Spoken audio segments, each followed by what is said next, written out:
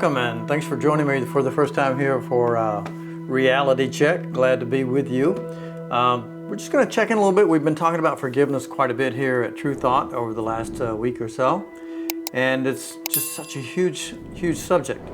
So I just wanted to share with you that one of the things that's so confusing about forgiveness is the idea that it's something that we need to master. It's something that we need to be able to do, and that we can practice forgiveness 70 times 7. All those things are true in the sense that it keeps us focused on the action of forgiveness.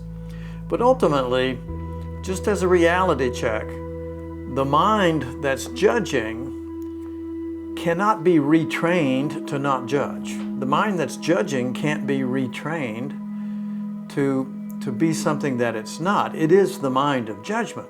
And forgiveness itself, as we define it here at True Thought, is moving back before we give judgment. And so what do we find there? We find innocence. Before we lay judgment on something, it's perfectly innocent in its presentation. And so that's why things get a little bit confusing if we're trying to teach an aspect of ourselves or control an aspect of ourselves or demand something from an aspect of ourselves that it's not capable of. You can see how that might be a little conflicting, right? But we have discussed that the entire journey that we're here to discover is a return to self, capital S self, the true self. And it's that journey to returning to being joined in that mind, if you will, listening and allowing that mind to be who we express as. And when we connect with that mind, when we braid with that mind, when we join with that higher self, our true self.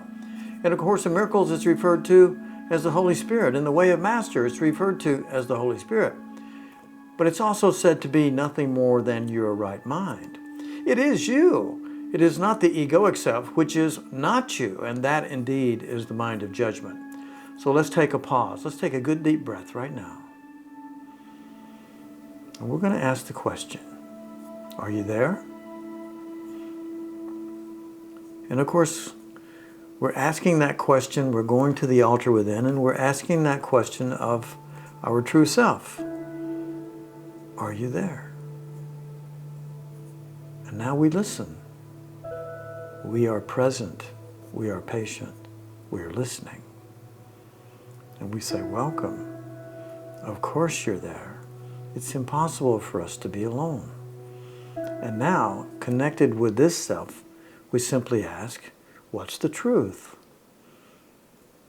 Show me forgiveness from this perspective, from this mind of truth, and then I will know it.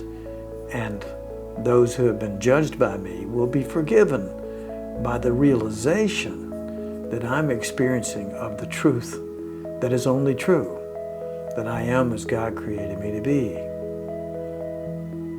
And that self is not a self of judgment. That self easily helps us to recognize that our brothers and sisters are innocent, that all things are innocent. In fact, all things here in this experience are neutral. All events are neutral.